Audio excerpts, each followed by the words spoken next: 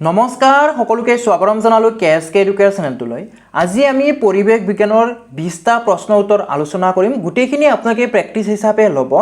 আৰু শেষত আপোনালোকে জনাব যে আপোনালোকৰ কেইটা কাৰেক্ট হয়। টোটাল 20টা এমসিকিউ আছে। ইয়াৰ ভিতৰত আপোনালোকৰ কেইটা কাৰেক্ট হয় সেইটো আপুনি কমেন্ট বক্সত জনাবলৈ নাপাহৰিব। প্ৰথম প্ৰশ্নটো লৈছো,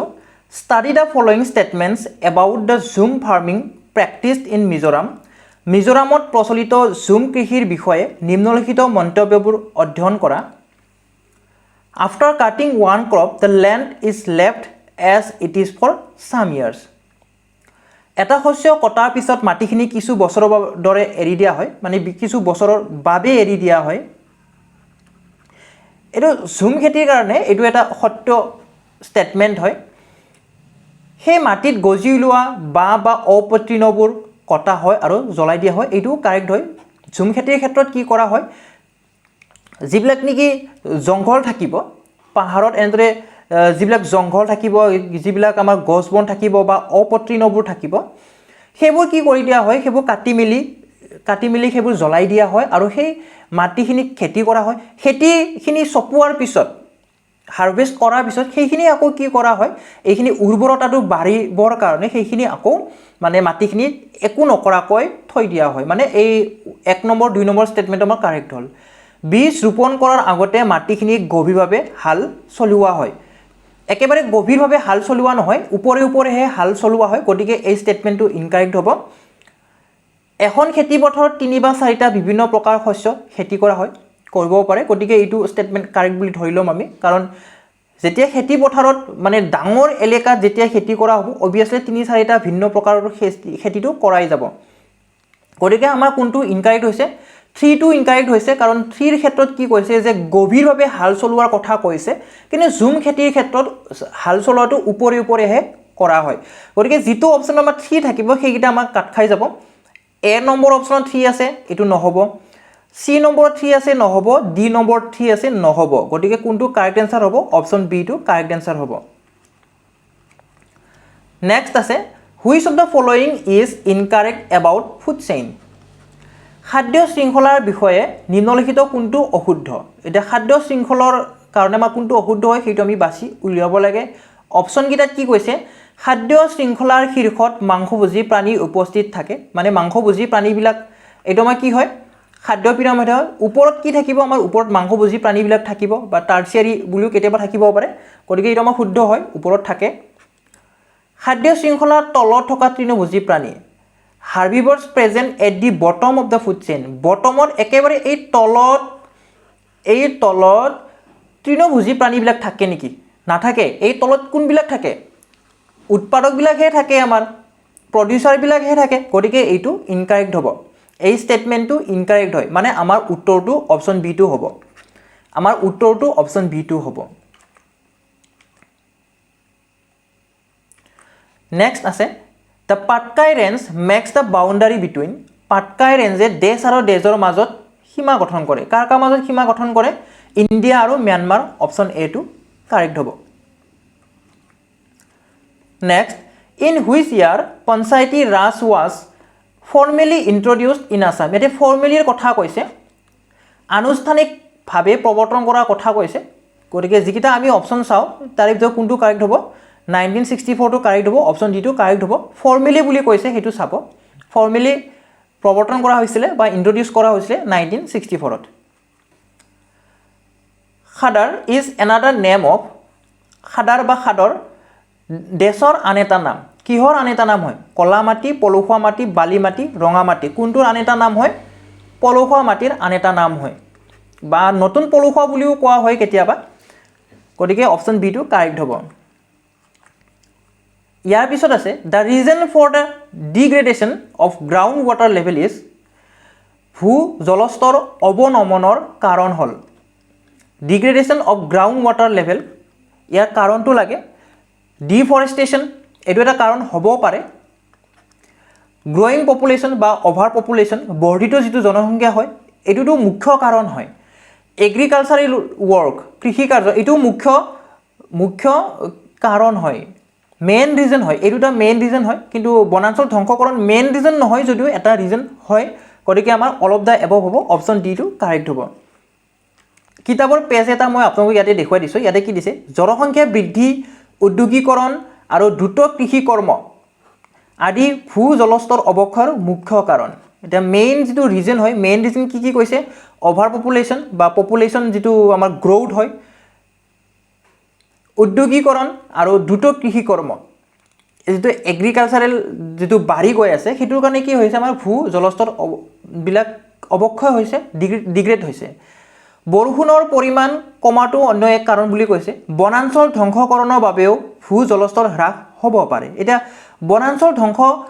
হলে কেনেদৰে নেকি মানে ভূ জলস্তৰটো আমাৰ হ্ৰাস পাব এতিয়া ভূ জলস্তৰ মানে কি হয় বিশেষকৈ আমাৰ মাটিৰ তলত থকা পানীখিনি হৈছে গ্ৰাউণ্ড ৱাটাৰ বা ভূ জলস্তৰ মাটিৰ তলত থকাখিনি তো যেতিয়া উদ্ভিদ থাকিব তেতিয়া কি হ'ব এই তলত ইহতে কি কৰে এই মাটিখিনিক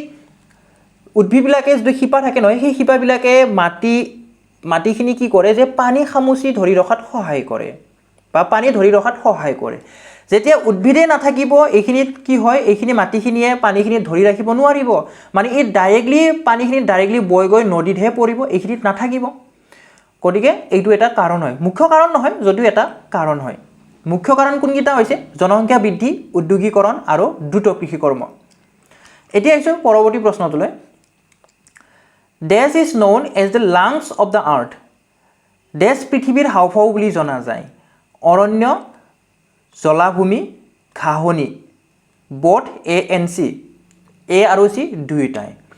এটা পৃথিৱীৰ হাওঁফাওঁ কি হয় হাওঁফাৱে কি কৰে আমাৰ দেহত আপোনালোকে যদি অকমান ভাবে তেতিয়াহ'লে আপোনালোকে নিশ্চয় উত্তৰটো দিবই পাৰিব যেনেকৈ আমাৰ হাওঁফাওত কি হয় গেছবিলাকৰ কি হয় সালসলনি হয় অক্সিজেনটো আমাৰ বাহিৰৰ পৰা ভিতৰত লৈ কেনে হাওঁফাওৰ জৰিয়তে কি হ'ব আমাৰ হাৰ্টত সোমাব তাৰপিছত কি হ'ব বেলেগত অক্সিজেনবিলাক যাব মেইনলি আমাৰ অক্সিজেনৰ লগত জড়িত আছে বা গেছৰ লগত জড়িত আছে তো পৃথিৱীৰ ক্ষেত্ৰত কি হ'ব কোনে অক্সিজেন দিব আমাক পৃথিৱীৰ যে অক্সিজেনটো যে মেইনটেইন কৰিব কোনে দিব ফৰেষ্টে দিব অৰণ্যই দিব এতিয়া ফৰেষ্টৰ এটা পাৰ্ট হৈছে ঘাঁহনি বা গ্ৰাছলেণ্ডটো ফৰেষ্টৰ ভিতৰতে সোমাই যায় এক প্ৰকাৰ এটা টাইপছ হয় ফৰেষ্টৰে গতিকে আমাৰ A and C দুটা কাৰেক্ট হ'ব A and C দুটা কাৰেক্ট হয় মানে অপশ্যন ডি টো কাৰেক্ট এনসাৰ হ'ব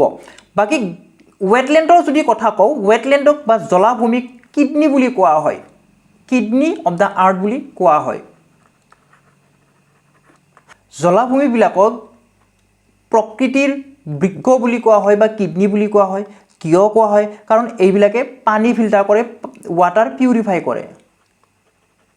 ওয়াটাৰ পিউৰিফাই কৰে এক নম্বৰ কথা দুই নম্বৰ কথা এইবিলাকে কি কৰে বানপানীৰ পৰা মানে ৰক্ষা কৰে প্ৰিভেন্ট কৰে হেল্প প্ৰিভেন্ট ফ্ৰম ফ্লাডিং আৰু কি কৰে কাৰ্বন ষ্টৰ কৰে কাৰ্বন জমা কৰে ষ্টৰ কৰে হেতুৰ কাৰণে ওয়েটল্যান্ডছ বা জলাভূমি কি বুলি কোৱা হয় কিডনি অফ দা আৰ্থ বুলি কোৱা হয় ধৰিত্ৰীৰ বা পৃথিৱীৰ কি বুলি কোৱা হয় বৃক্ষ বুলি কোৱা হয় গ্ৰাছলেণ্ডক কোৱা নহয় কিন্তু এটো মনত ৰাখিব কিছুমানে এটোৰ ওপৰত কনফিউজ হ'ব পাৰে যে বা কৰবাত আপোনালোকে এটো পাব পাৰে যে গ্ৰাছলেণ্ডক বৃক্ষ বুলি কোৱা হয় গ্ৰাছলেণ্ডক বৃক্ষ বুলি কোৱা নহয় গ্ৰাছলেণ্ডক হাওঁফাওঁ বুলিহে কোৱা হয় কাৰণ গ্ৰাছলেণ্ড বিলাকে অক্সিজেন দিয়ে অক্সিজেন মানে জেনাৰেট হয় জলাভূমিক হে কি বুলি কোৱা হয় জলাভূমি বা জলাশয় বা ওয়েটল্যান্ডছ এইবিলাককহে কিডনি বুলি কোৱা হয় বৃক্ষ বুলি কোৱা হয় কাৰণ এইবিলাকে কি কৰে পানীখিনি ফিল্টাৰ কৰে কাৰ্বন জমা কৰে আৰু বানপানীৰ পৰা বচায় মানে প্ৰিভেন্ট কৰে ইয়াৰ পিছত আছে tropical wet evergreen forests are predominantly found in which of the following protected area তলৰ কোনটো সংৰক্ষিত অঞ্চলত ক্ৰান্তীয় আৰ্দ্ৰ চিৰসেউজীয়া অৰণ্যৰ প্ৰাধান্যতা বেছি কত বেছি হয় কি বুলি কৈছে ক্ৰান্তীয় আৰ্দ্ৰ চিৰসেউজীয়া অৰণ্য wet evergreen forest তা মানে আমাৰ কত নেকি বৰষুণ বেছি হয় বৰষুণ বেছি হোৱাৰ কাৰণে কি বুলি কৈছে wet evergreen forest tropical wet evergreen forest কোনটোত হ'ব দিহিং পাটকাই অপচন সি টো কাৰেক্ট হ'ব আৰু দিহিং পাটকাই কি বুলি কোৱা হয় Dihing Patkai Amazon of the east বুলিও কোৱা হয় আৰু অসমৰ সপ্তম মানে 7ম কি হয় ৰাষ্ট্ৰীয় উদ্যান হয় নেক্সট আছে migratory birds commit mass suicide at a place called Jatinga in Assam in the month of কোনটো মাহত অসমৰ জাতিংগা নামৰ ঠাইত পৰিভ্ৰমী চৰাইবোৰে আত্মহত্যা কৰে মাছ সুইসাইড কৰে আমি সকলোৱে জানো যে অসমৰ জাতিংগা কি হয় চৰাইবিলাকে সুইচাইড কৰে তো কোনটো মাহত সুইচাইড কৰে জানুৱাৰীৰ পৰা মাৰ্চলৈকে মাৰ্চৰ পৰা জুলাই আগষ্টৰ পৰা নৱেম্বৰ ফেব্ৰুৱাৰীৰ পৰা জুন কোনটো মাহত কৰে আগষ্টৰ পৰা নৱেম্বৰ অপচন সি টো কাৰেক্ট হ'ব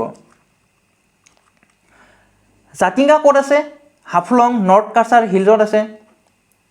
আৰু কিহৰ কাৰণে হয় বাৰ্ড মিস্ট্ৰিৰ কাৰণে ফেমাস হয় এইকেইটা পইণ্ট কিছুমান মই তুলি দিছোঁ ইয়াতে Migratory birds come during the month of August to November and commit mass suicide. কেতিয়া আহে আগষ্টৰ পৰা নৱেম্বৰৰ ভিতৰত আহে আৰু ইহঁতে কি কৰে সুইচাইড কৰে একচুৱেলি এইটো এটা কি হয় এটা বাৰ্ড মিস্ট্ৰি হয় নেক্সট আছে which city of Assam has the largest dry fish market of Asia অসমৰ কোনখন চহৰত এছিয়াৰ সৰ্ববৃহৎ শুকান মাছৰ বজাৰ আছে আপোনালোকে কোনটো ভাবে টংলা জাগিৰত ধুবুৰী তিনিচুকীয়া কোনটো ভাবে কোনটো কাৰেক্ট আনসাৰ হ'ব জাগিৰত অপচন বি টো কাৰেক্ট আনসাৰ হ'ব নেক্সট আছে the first sugar mill in Assam was established in অসমৰ প্ৰথম চেনি কল স্থাপিত হৈছিল ক'ত স্থাপন হৈছিল বৰুৱা বামুণগাঁও বোকাজান সাৰগলা নামৰূপ কোনটো কাৰেক্ট আনসাৰ হ'ব অপচন এ বৰুৱা বামুণগাঁও 1958 চনত প্ৰথম যেটো চেনি কল হয় হেতু স্থাপন কৰা হৈছিল বৰুৱা বামুণগাঁও দেৰগাঁও হয় তাৰপিছত কাছাৰ সুগাৰ মিল সাৰগলা স্থাপন কৰা হৈছিল তাৰপিছত কামৰূপ সুগাৰ মিল নগাঁৱত স্থাপন কৰা হৈছিল কিন্তু বৰ্তমান কিন্তু এইগিটা কি হৈ আছে বিকল হৈ আছে এইগিটা কিন্তু মানে কাম কৰি থকা নাই নেক্সট আছে Recently, Raimona has become the 6th national park of Assam, which is famous for. এটা সহজ কুৱেশ্যন হয় শেহতীয়াকৈ ৰাইমনা অসমৰ ষষ্ঠ ৰাষ্ট্ৰীয় উদ্যান হিচাপে পৰিগণিত হ'ল ই তলৰ কোনটোৰ বাবে প্ৰসিদ্ধ কিহৰ কাৰণে প্ৰসিদ্ধ হয় গোল্ডেন লংগুৰ অপচন সি টো কাৰেক্ট হ'ব নেক্সট আছে the terracotta industry is located in terracotta উদ্যোগটো অৱস্থিত ক'ত অৱস্থিত হয় ধুবুৰী কৰিমগঞ্জ গোৱালপাৰা ধেমাজি ক'ত অৱস্থিত হয় ধুবুৰীত অৱস্থিত হয় অপচন এ টো কাৰেক্ট হ'ব Objective of teaching environmental studies in schools are বিদ্যালয়সমূহত পৰিবেশ অধ্যয়ন শিকোৱাৰ উদ্দেশ্য হৈছে যুৱমনক পৰিবেশৰ সৈতে সংযোগ কৰিবলৈ সক্ষম কৰা enabling young mind to connect with environment এটো যদি আমি যদি ভালদৰে চাও তেতিয়ালে এটো স্টেটমেন্টৰ কাৰেক্ট স্টেটমেন্ট হয় to enable students to understand the importance of surrounding in which it lives শিক্ষাৰ্থীসকল বা ছাত্ৰ-ছাত্ৰীসকলে য'ত বাস কৰে ইয়াৰ চাৰিওফালৰ গুৰুত্বটো মানে বুজি উঠিবৰ কাৰণে বা বুজিবলৈ সক্ষম কৰা এটো এটা কি হয় কাৰেক্ট স্টেটমেন্ট হয় EVS promotes integrated approach of learning EVS শিক্ষাৰ একত্ৰিত দৃষ্টিভংগী প্ৰচাৰ কৰে বা প্ৰচাৰ কৰা এটো স্টেটমেন্টটো কাৰেক্ট হ'ব environmental studies emphasize learning through textbook emphasize নকৰে কিন্তু এটো মনত ৰাখিব ইভিএছে এমফাসাইজ নকৰে পৰিবেশ অধ্যয়নে পাঠ্যপুথিৰ জৰিয়তে শিকাৰ ওপৰত গুৰুত্ব আৰোপ কৰে এটো নহয় গতিকে চাৰিটো নহয় আমাৰ বাকিকিটা কাৰেক্ট হ'ব চাৰিৰ বাদে গুটিখিনি কাৰেক্ট হ'ব চাৰি আছে ডি আছে কেনসেল যাব সি আছে কেনসেল যাব এ আছে কেনসেল যাব গতিকে আমাৰ অপচন বি টো কাৰেক্ট হ'ব The abbreviation of EVS stands for EVS ৰ সম্পূৰ্ণ নামটো কি হয় হেতু সুধিছে EVS ৰ সম্পূৰ্ণ নাম Environmental skills, environmental science, environmental studies, environmental sources. A আৰু D টো নহয় বুলি আমি জানো এতিয়া কিছুমানৰ পাজল লাগিব B আৰু C ৰ লগত গতিকে কোনটো কাৰেক্ট আনসাৰ হয় B আৰু C ৰ কোনটো কাৰেক্ট আনসাৰ হয় environmental science নে environmental studies EVS ৰ সম্পূৰ্ণ নাম হয় হেতু হৈছে environmental studies কিন্তু ইয়াক কি কৰা হয় সায়েন্সৰ থ্ৰুৱেদি যেটো ষ্টাডি কৰা হয় হেতু কাৰণে এনভায়ৰনমেন্টাল সায়েন্স বুলিও কোৱা হয় যদিও ইভিএস মানে হৈছে এনভায়ৰনমেন্টাল ষ্টাডিজ হেতু মনত ৰাখিব option C is the right answer next আছে as per NCF 2005 which one of the following is the theme of EVS NCF 2005 অনুসৰি নিম্নলিখিত কোনটো EVS ৰ বিষয়বস্তু NCF 2005 অনুসৰি EVS ৰ বিষয়বস্তু বা থিম 6টা আছে 6টা আছে এক নম্বৰত কি আহে এক নম্বৰত আহে ফ্যামিলি এন্ড ফ্ৰেন্ডস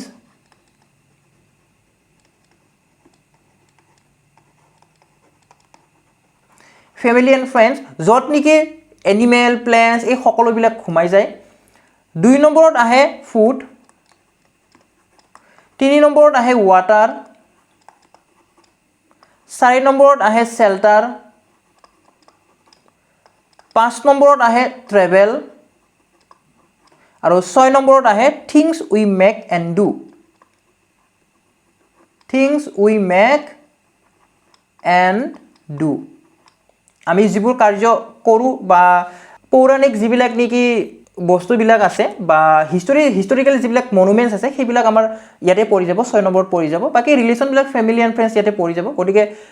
NCF 2005 অনুসৰি ইভিএছৰ বিষয়বস্তু বা থিম 6টা আছে family and friends food water shelter travel things we do আমাৰ অপচনত কোনটো আছে ফুড আছে গতিকে ফুডটো কাৰেক্ট আনসাৰ হ'ব The first day session of Indian Constitution Assembly was chaired by ভাৰতীয় সংবিধান সভাৰ প্ৰথম দিনীয়া অধিৱেশনৰ সভাপতিত্ব কৰিছিল কোনে কৰিছিলে doctor Sachidananda Sinha option D টো কাৰেক্ট হ'ব নেক্সট আছে about how much of the world's land area is tropical rainforest পৃথিৱীৰ কিমান ভূমি অঞ্চল ক্ৰান্তীয় বৰ্ষাৰণ্য হয় কিমান অঞ্চল হয় আপোনালোকে কোনটো ভাবে অপচন বি টো ইয়াৰে কাৰেক্ট আনসাৰ হয় 7%